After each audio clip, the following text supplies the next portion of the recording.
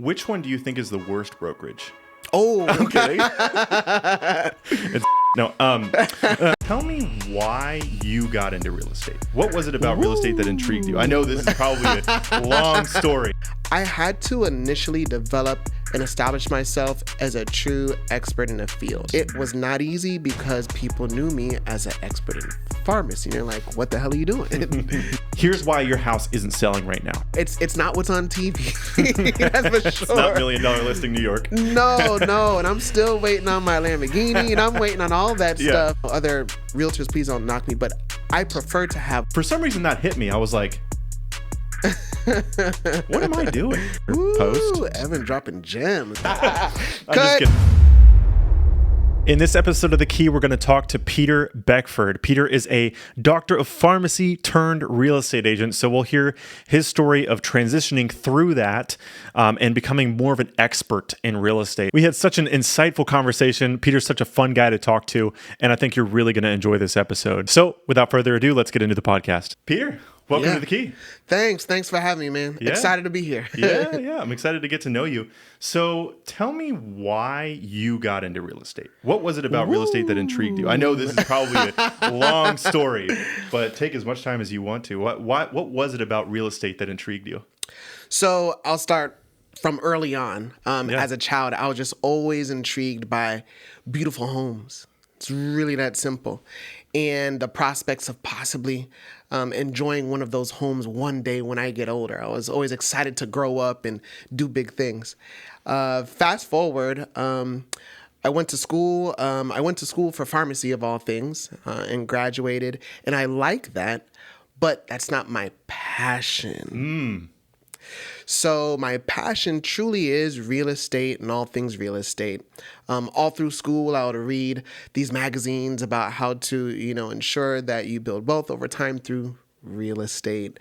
And when the opportunity presented after I finished pharmacy, I decided to get a license at the prompting of my wife because I was constantly looking at real estate at night in the bed on the internet. She's like, why don't you get a license? And I was like, that's a good idea. You're like, wait a minute. I just like looking at it. I didn't think about selling it. But she was onto something. So I did that initially. I wasn't doing it full time initially. If I had a sale here or there, opportunity here or there, I took it. But COVID happened, and then the kids had to be homeschooled. And it was an opportunity for me to have autonomy of my time. So to answer your question, autonomy of my time, the ability to put forth effort and get a proportionate return in earnings. And of course, I love to earn. And of course, enjoy doing what I really love to do and be involved in. I'm passionate about this. So for all those things and reasons, here we are today. I'm a full-time realtor, and I love it. I enjoy what I do. So how long have you been a full-time realtor? Full-time, 4 years now. 4 years. 4 years now, yeah. Licensed 6 years. Licensed for 6 years, full-time. So it took 2 years. Were you using your, you have a doctorate, right? Yes. So yes. Were you using your doctorate during those first 2 years? I was, and it was crazy what I was doing. But I would work third shift, what's known as third shift, or overnight in healthcare. I was a pharmacy supervisor at a long-term acute care facility. And after that, I would do real estate. Literally, I'd get off at about 7 or 8. I'd probably take like an hour or so, maybe 2, take a break. And I would go off and I would do real estate. I'd be real estating. Sometimes in my scrubs. Sometimes I didn't take a break. And it was almost like a comedy or a parody of just my life at that time. Just the sight and thought of seeing me do that. But some of my colleagues and friends would see me and say, Peter, you didn't go to sleep. And I'm like, not today, but I'm going to after this meeting or after this showing. So that got tiring quickly.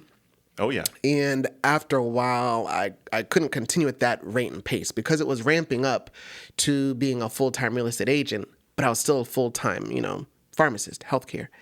And then COVID happened, and then a huge, shift occurred where my wife is also in healthcare. Her schedule's not as flexible and opportunities weren't, as mine are. So that's when I kind of made the call, and I was like, you know what? I'm going to do this full time. I'm going to drop the overnight work and full-time pharmacy work, and I'm going to put my full energy completely into real estate. And that was really it. Wow. And you didn't look back? Haven't looked back since. Yeah. That's great. So when you were finished with your shift and you said you were real estating, go into that a little bit. What kind of things were you doing? Were you reaching out to leads? Were you trying to get leads? What were you doing? Really good question. And yes, it may have been admin, like super early in the morning when I get off. It'd be follow-up, so it'd be a lot of admin. And this is after you've gotten your license already. Oh, yeah, I've been licensed for over... Oh, you mean real estate license? Yeah. Yes, I had to make sure which license I got. Okay, like which license I have. Right. No, yeah, I had my license 2 years prior to going full-time. Right. Okay. Right. So yeah. So at that point I was 2 years in, but again, I wasn't really active those first 2 years. Yeah. Although I did have success. I want to qualify that. I consider myself very fortunate with the opportunities that became available. And I did some good things, but it just wasn't my full focus and energy, even with that. So again, when, COVID happened and the opportunity arose and I identified, look, I need to make a change. That's when that, full shift occurred. But to answer your question, getting off from my my pharmacy duties in the morning, yeah, it'd be admin, it would be prospecting, lead gen, it would be marketing, it would be all of those things combined. What were some of the things you were doing for lead gen? Like specifically? Back then, what was I doing for lead gen? That's a good question. I would say, honestly, the primary thing that I did was really cultivate my sphere of influence. And I know it's cliche, but for me, it was true. I had to initially develop and establish myself as a true expert in the field. It was not easy because people knew me as an expert in pharmacy. And you're like, what the hell are you doing? And that took a while. And so I did spend a lot of time convincing, if you will, people, hey, this isn't a passing fancy. This is really what I want to do. And I have credentials to support it. And I'm good at it. Honestly, that probably took 1 to 2 years alone. Yeah. And I always consider your sphere of influence your baseline for your marketing. From there, you can have secondary, tertiary relationships that you cultivate and develop. And then from there, you have your general market that may not be as warm, but you still market towards.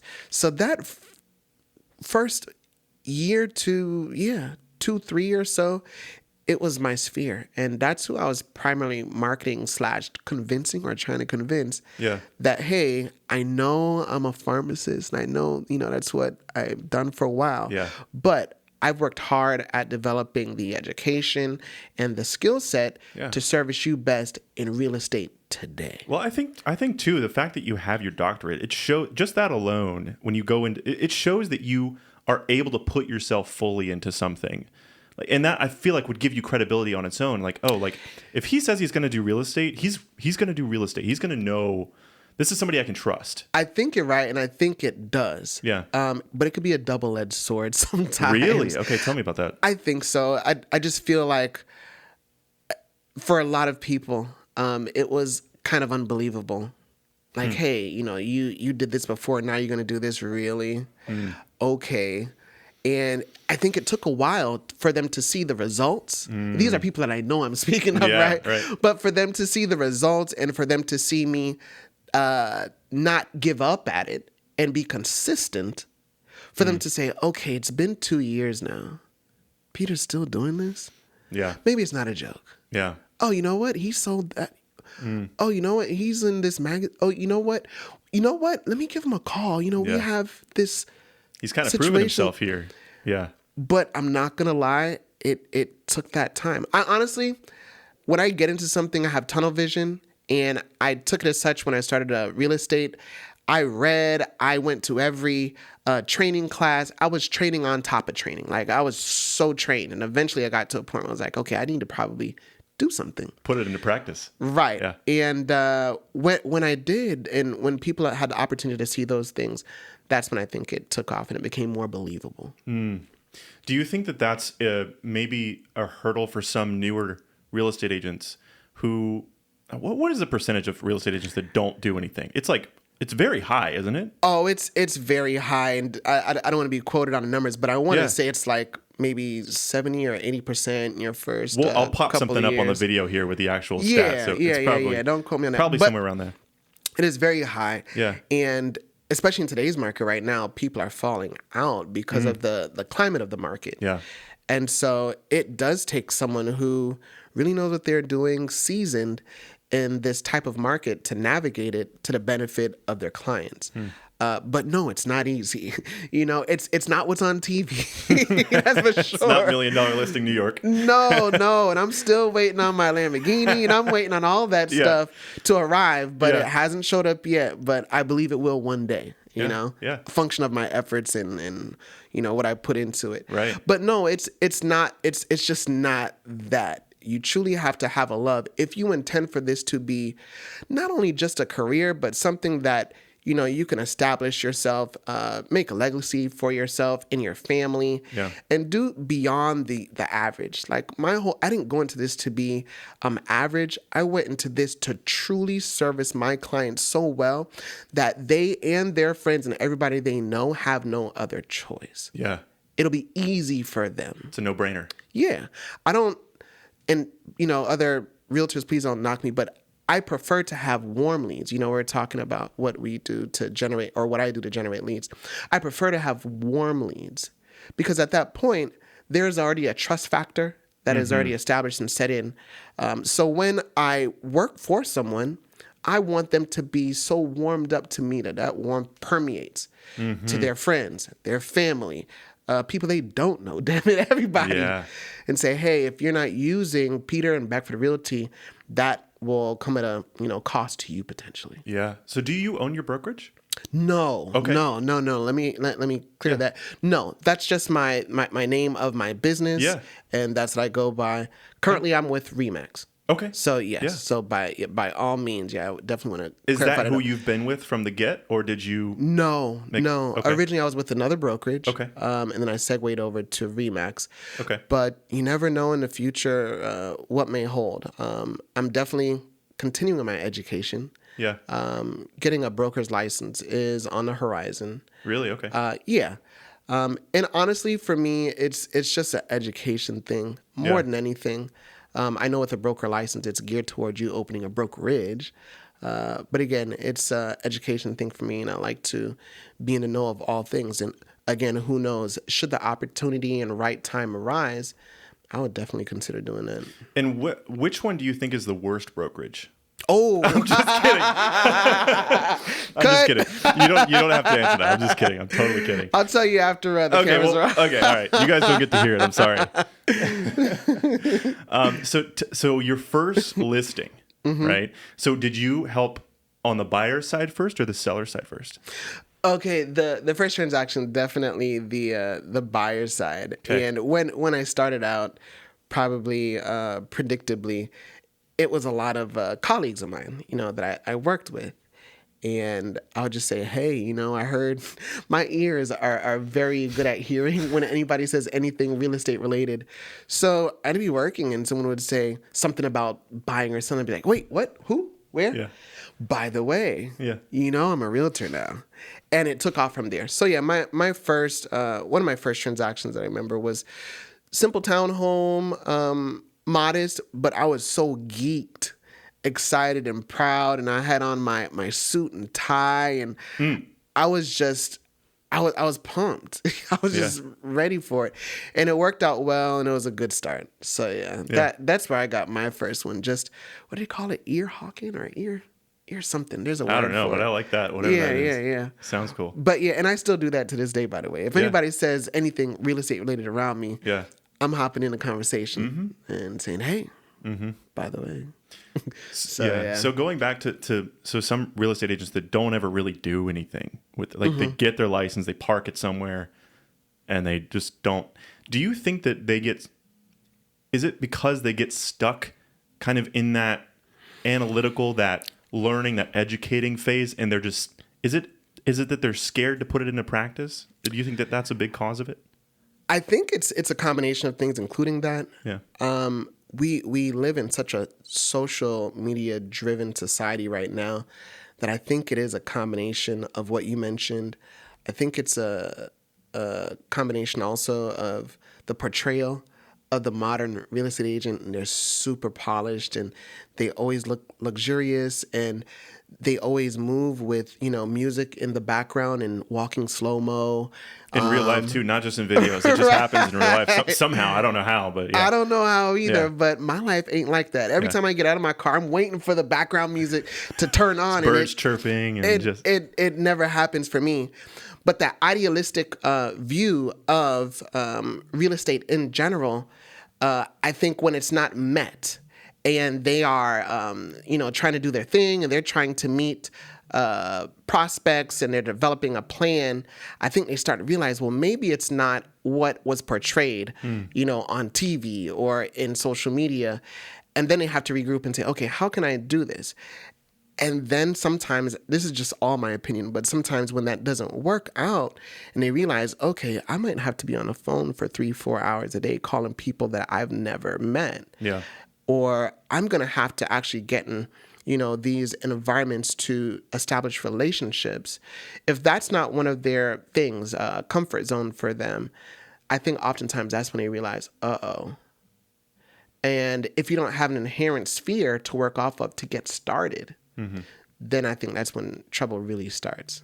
And so that's what I think I see a lot of in particular now. Yeah. Okay, I want to go back a little bit because we sort of started after you got your doctorate, right? Who was Peter in high school? If we were to meet in high school, were you the guy that was straight A's, always on time, always had your homework done? Who were you in high school? I wasn't the straight A student that always had that. No. I consider myself a late bloomer, and I feel very grateful that I saw the light to turn around. And when was that? What made you see the light? Well, there's a couple of I would say key moments in life. I like that word, key. Where as DJ Khaled said, key, right? Yeah. But there were some key moments in my life, and it happened, I would say, like at the end of high school and the beginning of college. But certain things happened, and it put things in a perspective. One thing, at least with myself, I always felt like I had the ability to do certain things, but I never put forth effort. I was, my mom would say, footloose and fancy free. She always used to say that. But I didn't have a care in the world. I wasn't paying bills. I was living life. I was in Miami. The beach is up the road and, there's beautiful people everywhere. And it was great. So I was living that life. But I also wasn't taking care of myself. And eventually, of course, I wasn't going to be living under my parents' roof. But, after a couple of things happened, I had to make a decision how I wanted to move forward in life. And I saw certain colleagues or friends, I should say, at the time and what they were doing in that path. And then I didn't want to do that. I didn't want to go down that path. And it was at that moment I said, you know what? I can't, give up on myself. Wow. And I said that to myself in my head. And I went away. I moved from Miami, Florida. And I went off to college, undergrad. And my mindset just totally shifted. I saw a lot more kids. I started living on campus. I saw a lot more kids that were interested in doing good academically and achieving. And that was new to me. My environment in Miami was not like that. Wow, yeah. So it was when I saw that I realized, oh, there's other kids doing this. Yeah. And I'm competitive. And I felt like, well, if they can do it, I can do it. I never gave effort to do those things before. So let me try this and see if I could do it. And from that day, undergrad-wise, I got straight A's. Graduating from high school, I think I had like a high C, low B average. I'd never done that before. So to do it on a collegiate level, it blew me away. And I was like, wow. I remember seeing my report card and grades the first time that happened. It blew me away. And I just kept on doing it. I was so focused and determined to not revert back to the prospects of, what could have been. Yeah. And that was it. I just stayed in good company at the time. I did good work. I ended up going to Howard University. Shout out to all the Bisons out there. And it was more of the same. It was more of an environment thing where, there was a whole bunch of people there that were just doing great things. And I did want to be a part of it, and I was. And that was it. Rest is history. Wow. It's so interesting how changing your environment like that and changing the people that you're spending your time with and the people that you're spending time around can have such a profound impact on you. It was, for me, it was everything. I did need to see that to realize that it was possible. And I don't want to paint a picture that, all these people that were around me in Miami were like, gang banging and all that stuff. That wasn't the case. But there's another level that I just didn't see a lot of. Yeah.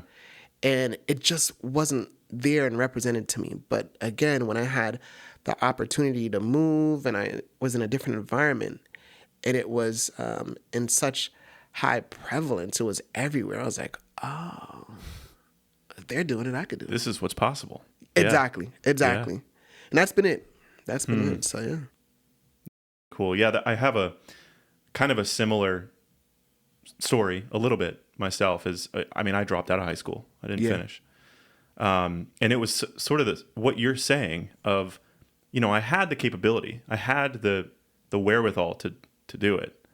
But I just didn't I didn't want to. It wasn't something, I didn't like being told what to do. And that kind of doesn't fly in school.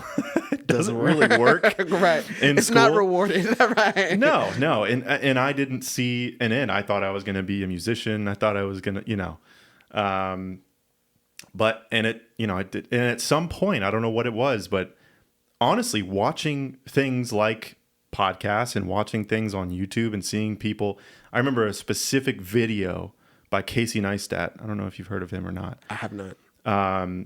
About he had this video where he's kind of a vlogger, right? Okay. He's a filmmaker and a vlogger. He was one of the early vloggers, and he had this video about people posting on their Snapchats that he kept seeing that saying that they're bored, and he's like, "How? There is so much you can do.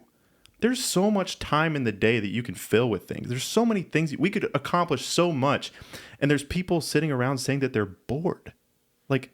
And for some reason that hit me. I was like, what am I doing? What am I doing? You must have been saying that you're bored at the time, and you're like, wait a minute, that's me. I was like, that's me. I was like, I could do something. You know what I mean? I don't have to be sitting around doing nothing. Yeah. And I got a job the next day. I was like, I wasn't doing anything. I was just in my mom's basement, high school dropout. Yeah. It's like, I'm going to go be a pizza delivery driver. And then I started doing, I was like, I'm going to be the best dang pizza delivery driver anybody's ever seen. Why not? Right? Why not? Why not? Exactly. Who's the best? I don't know.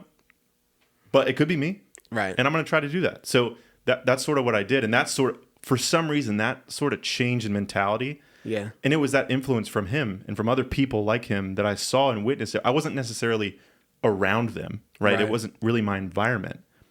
But I saw what was possible. But it was an influence, right? And even if you're not there, the influence is so impactful. My goodness. Yeah. So yeah, it's profound, especially how you experienced it. And it's all the same though, whether it's people around you or influences that you encounter online, virtually, in person. Yeah. Yeah. All the same. So you play piano. I do. Do you play any other instruments? Ooh, you're good. So I'll give you a quick story. I took piano lessons from an early age, and if I had to guess, maybe about 5 or 6. Oh, early. Yeah, and I went to a performing arts school in Miami, Southwood Middle School, for all my people in Miami. And all the Southwood right people. But there, I went there for piano. I was in chorus. I was an all-state tenor at one time in Florida, and I also played the cello. I was involved in the Miami Youth Symphony. Okay, so the answer is yes. Yeah. Yeah. I was like, do you play any other instruments? You're like, well, the cello, I sing. Right. But what's the power of the mind and influence. Here's another story that I'm kind of torn about. So that was middle school, right? And this is for very talented children and kids. That school had some of the best talent you can imagine. And some of my friends, they went on to do great things, Grammys, dancers, act like Wow. it was a ton of, think of fame from back in the day, that was kind of like it. But anyways, it prepared you for doing the same in high school. There is a sister high school school. It was called Miami New World School of the Arts back then. And then to take on kind of a professional route from there. Here's how powerful the mind can be. In retrospect, looking back, I didn't feel like I was good enough to continue along that path. I don't think I was interested in pursuing it professionally, but I also didn't think I was good enough to pursue it professionally. In retrospect, the truth is, if I believed that I was, and I put forth the effort, and I continued the trajectory that I was on, I could have. But because of that thought, I did not continue to do music as fervently. Wow. So piano, I stopped practicing, stopped playing.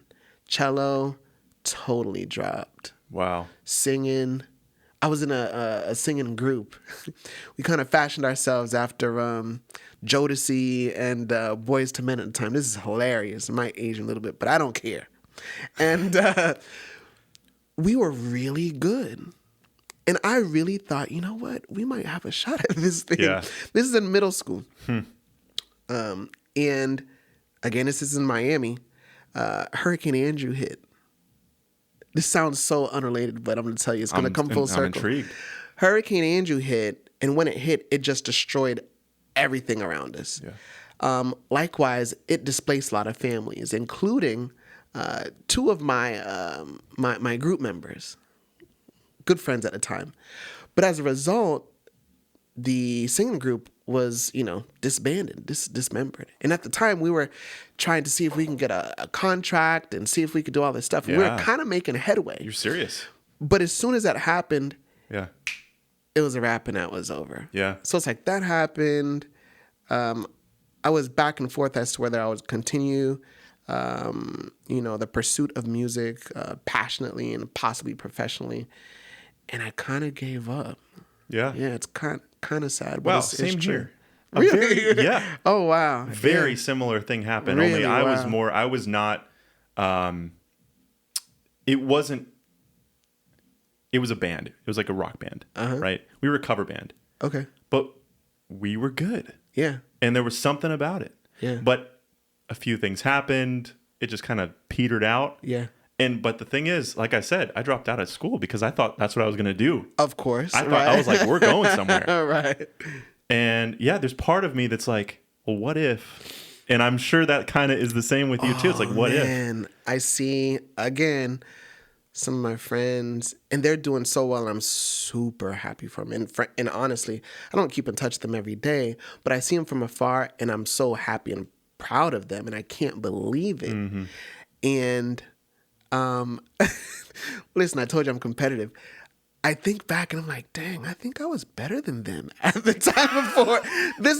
Look, I am who I am. I'm like, yo, if they did that, I'm also into math. So I'm like, if they did that and they were that good and I was better, imagine what I would have done if I had continued on the same trajectory now versus them. Right.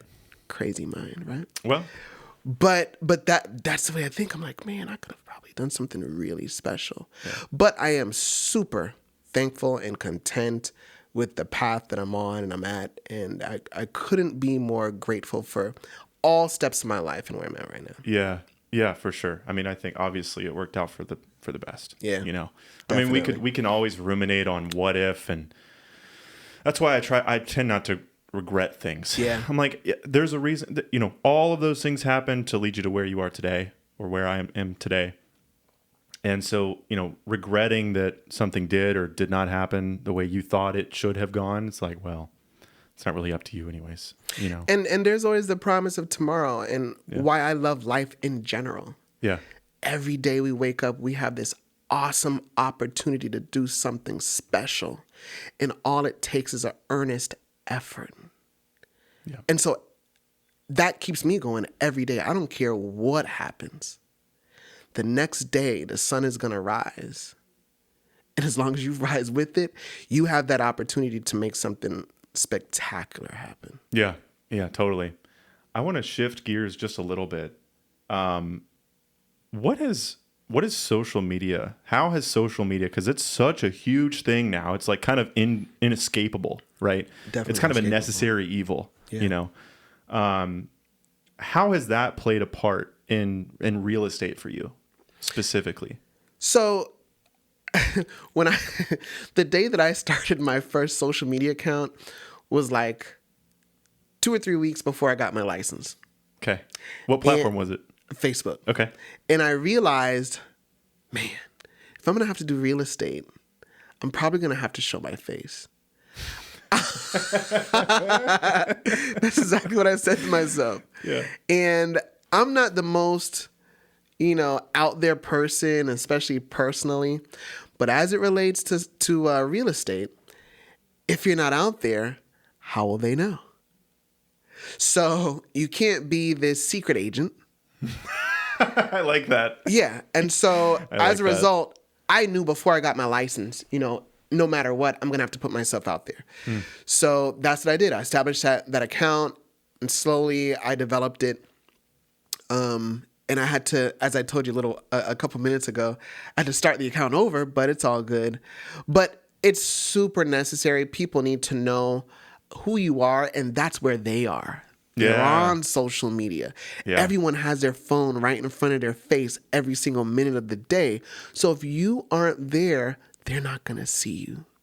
Like I said, necessary evil. Yeah. So, honestly, I struggle with the amount of exposure. And of course, it's always a work in progress. Yeah. But definitely do it. Active on IG. I am excited about some things that I'm going to be doing on YouTube. And that's going to take off, that I look forward to, where I get to talk about different neighborhoods, my favorite things. I'm a wannabe foodie, so I like to talk about like all the food that I eat and stuff. So that's coming soon. Just more organic stuff that really conveys who I am and what I'm about, and not necessarily, you want to buy a house? You selling a house? Right. I can sell it for top dollar. Right. I'm the man. You know Right. what I mean? Right. Not always in your face, but more so about, hey, this is me. Hope you have an opportunity to get to learn more about me, and that's why it. that's what this podcast is for. Really, is it's truth. It's right. It's providing value first and familiarizing people with who you are. Right. Things like this. That's what that's for. I think that's great. I think so many real estate agents on social media do focus on they're closing. It's like, right. That's good. That's right. great. That's great to do. Right. But at the same time, people want to know who they're working with. People want to know who you are, and that's where they're going to see it. They're going to see it on That's social. my next level. Yeah. 'Cause guilty. Yeah, I do that, And totally do that. Yeah, I'm not saying don't do that. I do it. But to your point, and I truly appreciate it, they don't always get to see who Peter is. And that's who people resonate with. Yeah. When they can relate to someone, Yep. And their authentic self, Yep. then they can share something. I can understand that ideal, or I can understand them as a person, or I can relate to that person. And it's from there, we're talking about leads, that it goes from like a cold relationship to a more warm relationship, because then they feel like they kind of know you. Yeah. So that segue is definitely something that I'm constantly trying to work on, improve, and get to a point where it'll be easier for my prospective audience to see who Peter truly is as a person. Peter is easygoing. I laugh a lot. I joke a lot. Yeah, Yeah. That's who I am. But Peter's about business. Don't get it twisted. You Yep. know what I mean? Yep. And Peter knows his stuff. So I think all those things. And for sure, I mean, keep posting your closings and keep posting your listings on I will. Instagram. I think that's like super important to have. But I think if it's the focus of what you're doing on Instagram, Right. There's a lot of opportunity. there's a lot. Yeah. There's a lot of opportunity left. There's kind of a void of like, okay, well, who are you outside of this though? Right. You know, who's Peter outside of this? I think that's really important. Another thing, and you know, I've been guilty of it too, but people post a lot of graphics on their social media. Yeah. Like one photo graphics. And I get why they do that, because it's like, oh, this might help somebody. And it might. Here's who it doesn't help. Instagram. Instagram doesn't like those things. Yeah. What Instagram wants, they want people to spend more time on your post, and that they'll show it to more people if they do. Right. So like to anybody that's posting those graphics, I'm sorry, a little tangent here. I know this is like not Tangent related. away, man. Okay. No, absolutely. But for those little graphics, make it a video, put music behind it. That'll do one thing. Another thing you could do is if there's multiple aspects of that graphic, right? So say it's like, 3 steps to whatever, and it's just like a bulleted list, but it's one photo. Separate that into three different photos, however many things you have on that list. It's like, here's the 3 steps to prepare your house for, to sell. Number 1, move to the next one and make it a carousel.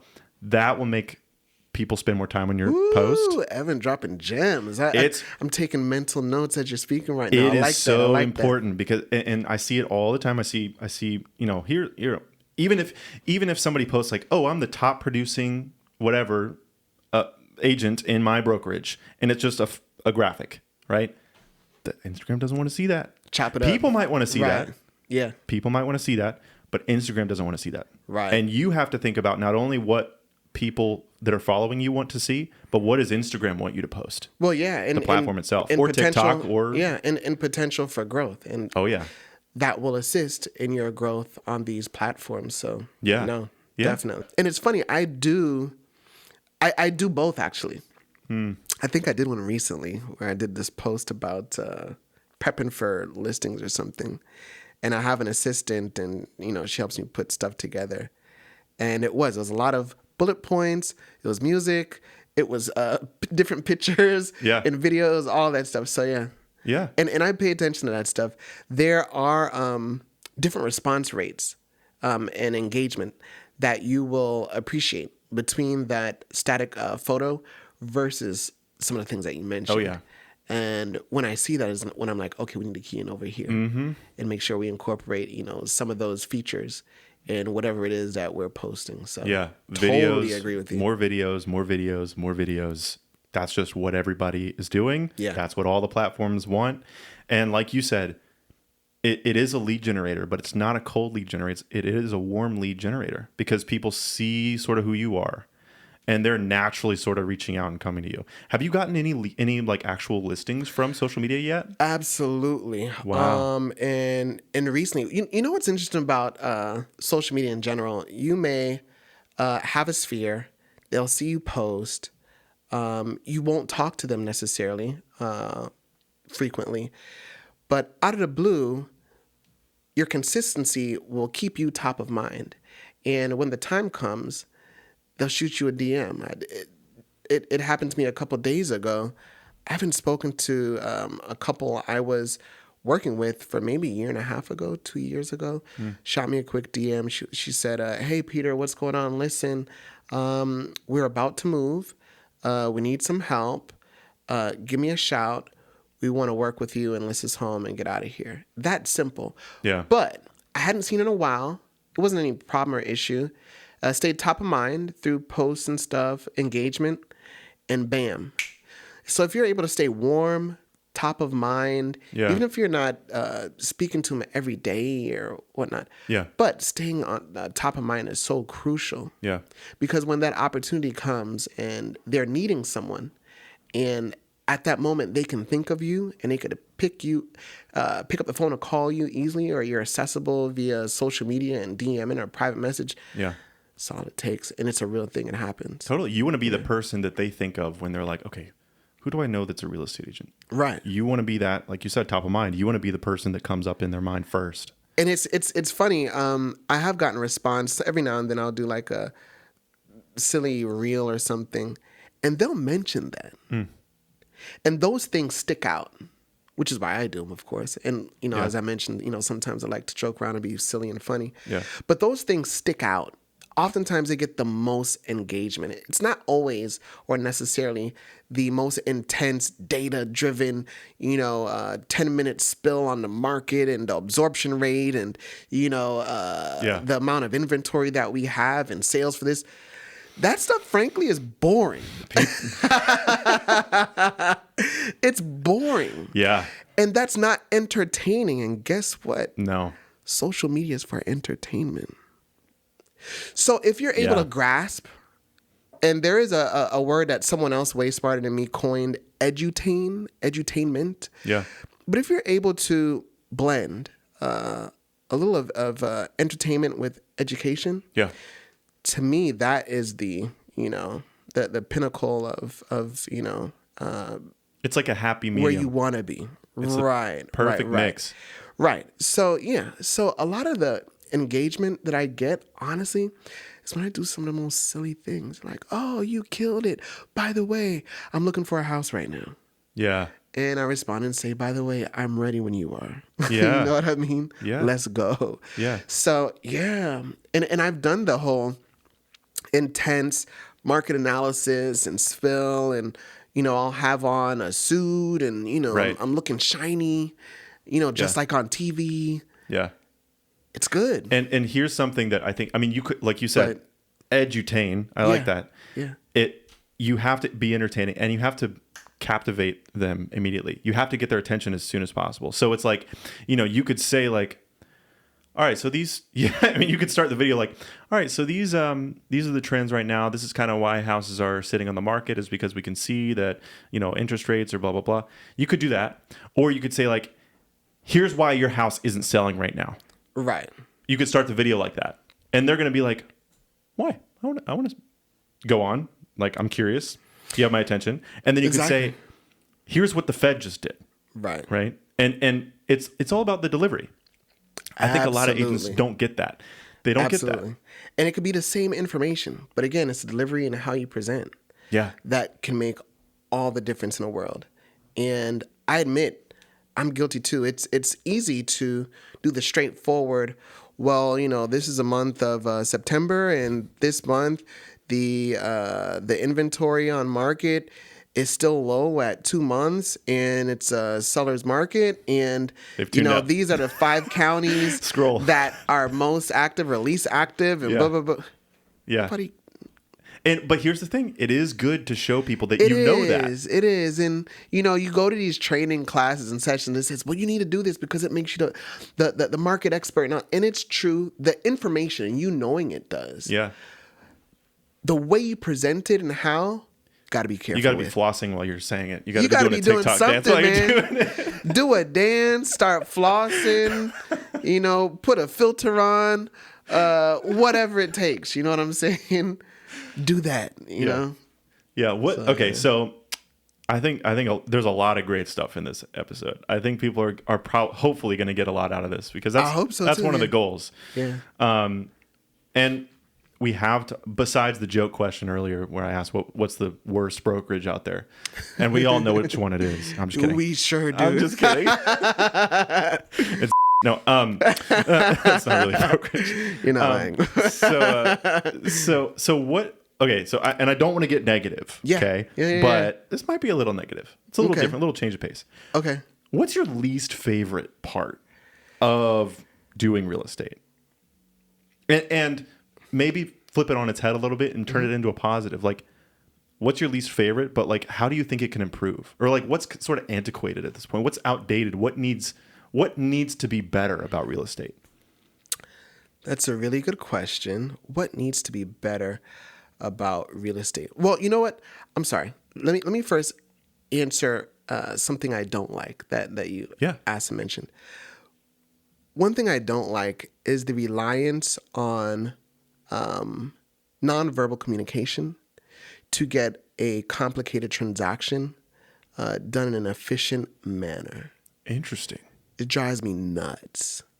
Ultimately, to get a transaction successfully closed and closed with as little interruption problems as possible, you're going to have to talk to somebody. Yeah. It drives me crazy when major decisions are tried to be accomplished, completed, dealt with via text. Text can be so ambiguous. Tone can play a major factor. Intent, and it can get skewed in text. And if you don't have all those elements as you're communicating, you can blow a deal. Yeah. Something as simple as that. But I see it time and time again. I'm like, this conversation is going to be all of 2 minutes, but it's necessary. What are we doing? Why are you texting me? So that drives me insane. Interesting. Yeah. That drives me insane. Your other question, what's antiquated? I feel in the real estate environment or world right now.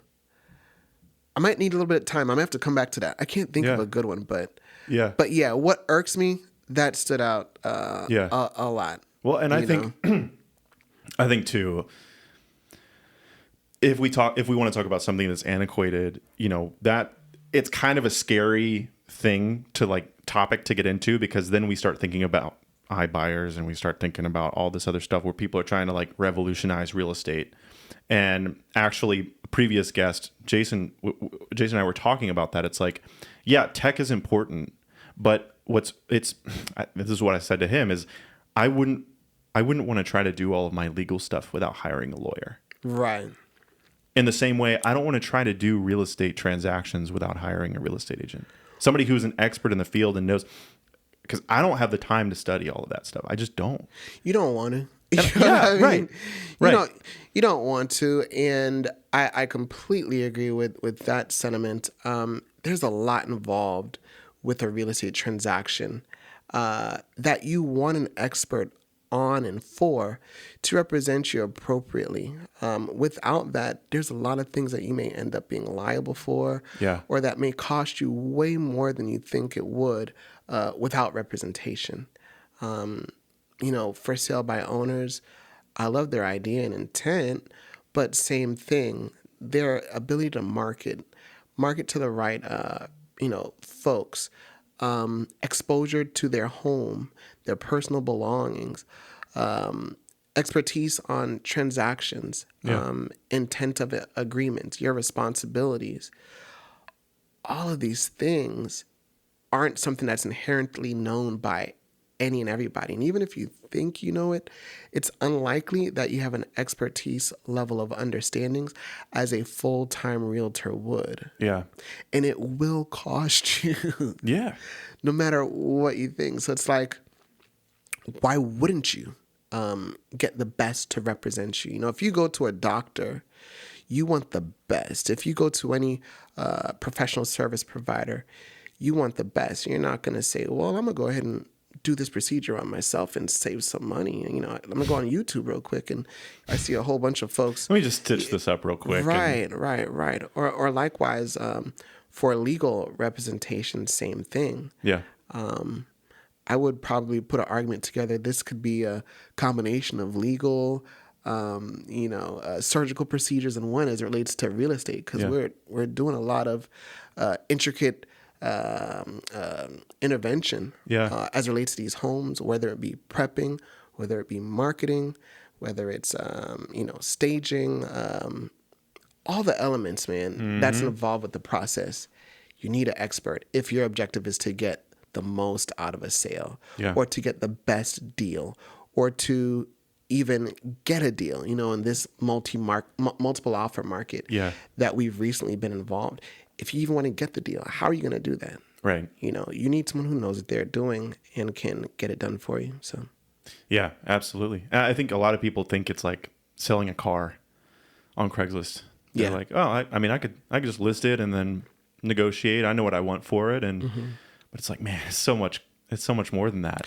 Oh yeah. Well, I think a lot of times when when a home or there's an agreement that's under contract, there's so many elements that are not exposed to the buyer or seller, because you want them to have a seamless, enjoyable, stress-free transaction. I think sometimes it gets lost in the shuffle, and they start to think, oh, he's not doing anything or she's not doing anything. This is super easy. Yeah. He only called me like 2 or 3 times during this whole process, and bam, that was it.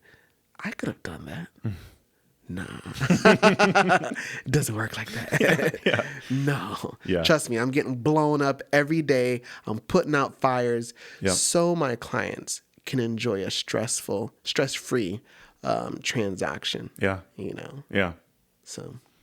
So a question I have to ask, because this show obviously is brought to you by Visually Sold. How important to you is visual marketing for your listings? When you have a listing, tell me about that. Visual marketing is everything. It is Sorry, say it one more time. Visual marketing is it's everything. Yeah, just want to make sure I heard you right. For me, I can't emphasize it enough. I consider it the building blocks of your marketing efforts. Yeah. Hard stop, period. Yeah. If you don't have that in line, if it is not the absolute best it could be, all your subsequent efforts are going to be swimming upstream. Yeah. Hard stop, period. Yeah.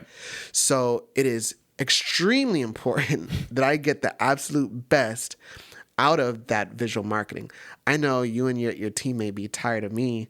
You know, when I call and you guys come out and I consider myself like this pseudo producer, and I'm like, okay, this is what we're going to do. And they're looking at me like, we got this. Like, I know you got it. However, I want to, tilt this certain. I love that, though. But because it shows that you care and you know how important it is. I think sometimes I care too much. Like I truly want any listing that I take to present the best possible way, because I know wholeheartedly if we're able to capture what it was that made that current owner buy the home and convey it visually, or the belief that I have in that home and why I think it's the best home available to the market, to be conveyed. Yeah. If I can capture that visually, the home will sell itself. The video will sell itself. My efforts in property description, it'll be in line and in sync with those pictures. It won't be a mismatch. Sometimes they'll put lipstick on a pig. And then the description will make it look like it's a supermodel. Like, wait. And then there's a dissonance there. Right. It's not matching up. Yeah. I want it to all be in sync. I want the copy to be in sync. I want the pictures to be in sync. I want my efforts. I want the way I present. I want all of that to be in sync. So there's no question to the market, the prospective buyer. When they see it, they're like, oh, this makes sense. This is the best property. Yeah. You know what? The way he's describing it, I see it in those photos in the video. Yeah. I need to go and see this with my family today, or I need to see it today, and maybe we need to write an offer. That's my goal every time when I even think about, having pictures or video or whatever taken. I need it to be conveyed to that end viewer that this is something that is spectacular, frankly, and I need to be a part of it. I need to buy it. Yeah. Cool. Peter, it was so good having you on the show. That's it? That is it. We just went almost an hour. Can you believe it? No. No, I can't either. No, I can't. I look at the clock. I'm like, no way. Wow. Where can people find you? Where do you want people to go?